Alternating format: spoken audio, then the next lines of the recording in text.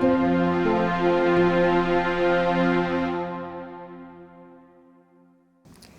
I'm with Pat Ryan from Ucore Rare Metals. Pat, congratulations. Your stock is just absolutely soaring. What can you attribute this to? Well, I think people are starting to understand that the refining portion of the rare supply chain is critical. You're not going to have anything on the mining extraction side work or come to fruition unless you have the refining to go with it. It's the institutional people that are understanding the U.S. It's a U.S. story. You know, we've got our footprint in Canada with our commercial demo plant, and we've got our commercial deployment plant in Louisiana being built now, and you know, the engineering work's ongoing, the process flow sheets are developing, and people are looking at it going, wow, they're actually going to pull this off. By mid-26, they're going to be making product that is needed to feed into the alloy magnet maker. So the institutional people understand it, the end customers certainly understand it. They're lining up in droves these days to, you know, find out what they can get and by when, and we're focused on heavy rare earth, which is key, and that's playing part of the story. And you know, it's not an easy story to tell. We're in the refining in the middle of the market, and people look at that and they go, well, what does that mean?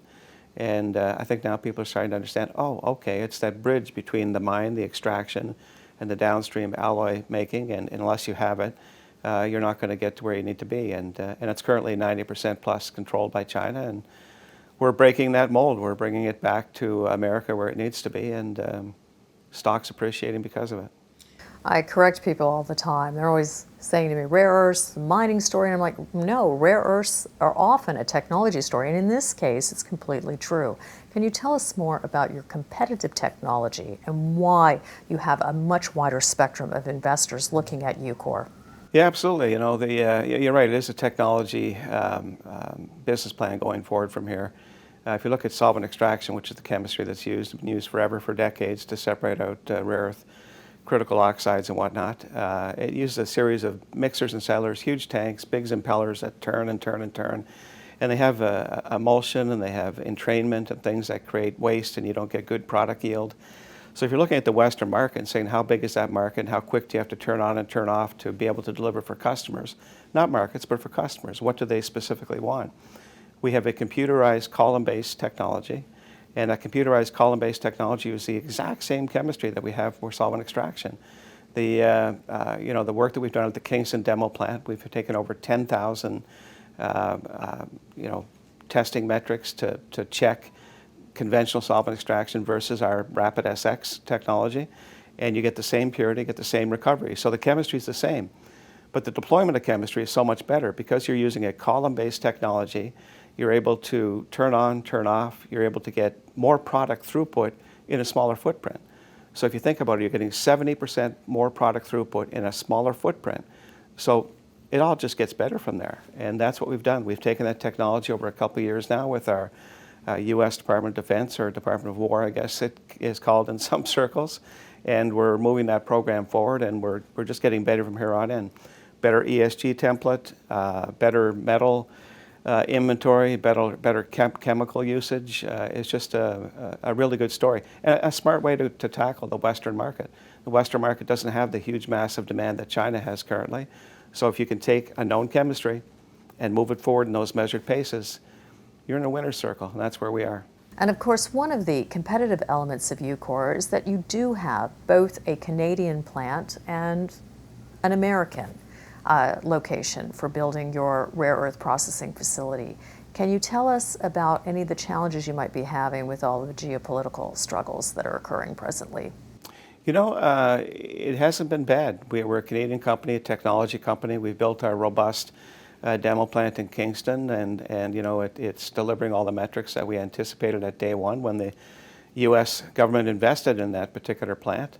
And now the Canadian government has invested as well with their NRCan program, and they're looking to run many hours. So cooperation's there. The Canadian government and U.S. government are looking at the data points that we're collecting for both programs and saying, hey, this is great. We've got to move forward together for the Western world.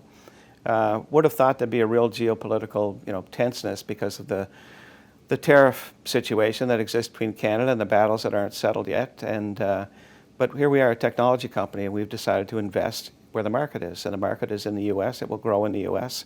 We've taken our technology, we're putting it in Louisiana, we're building out our commercial plant there. Doesn't mean we're not coming back to Canada to continue to do the work that we're doing currently. All the demo work's been done in Canada. The further commercial work could be done in Canada as well. Two countries working together. We are part of the G7. We've got to sort things out. We've walked right down the middle of the road, said, hey, let's all together now. Let's make this work. And it's been good. It's been a good exposure for the company, and cross-border, not an issue. A frontline player in the rare earths industry, what should we as shareholders look forward to in this upcoming quarter, Pat?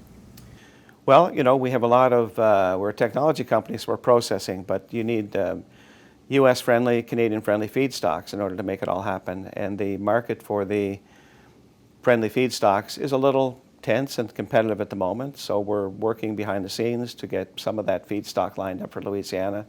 That will be interesting.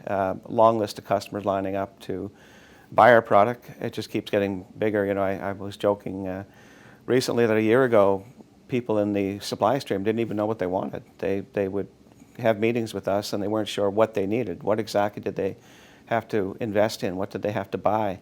And now it's quite different. Now they understand that those rare earth oxides that we're producing, those seeds of technology as it's called, they need them. And so you hear more stories about end customers making that happen. And the governments, you know, it's no secret that the critical mineral world right now it's on fire. Part of our stock question as to why we're, you know, at the top of our game and showing big gains and whatnot. It's the governments, and the U.S. government is looking closely at what we've done. We move forward with CLINs with them. So as you progress and get things accomplished, you then get more potential for advanced funding. Canada, same thing. They're looking at us saying, how do we fund this story forward? So that could be part of the storyline as well. You've obviously brought in American government money and Canadian government money, and you've recently made 2 deals with 2 Australian companies, Metallium and ABX. So should we anticipate Australian government support as well? Well, that's an interesting one. I think the Australian government is looking to trailer hitch with what's going on in North America, so they can get their gains by you know, having their companies in Australia tethered to a Ucore back in North America. So in that mode, is it the Australian government Australian company that's going to gain from an association with Ucore, or is it the reverse, that Ucore will gain from the Australian government? I think there's probably more anticipation that the Australian entity will gain from being associated with Ucore, but it doesn't preclude the fact that the Australian government might want to play their part with the U.S. and Canadian side as well. There's a G7 summit coming up recently, or in October, and there'll be some cooperation between governments and announcements looking to be made. And so we're anticipating that, yes, there could be, but for now we're focused on North America. For those of you interested in finding out more about Ucore Rare Metals, please go to the following website. Thank you, Pat.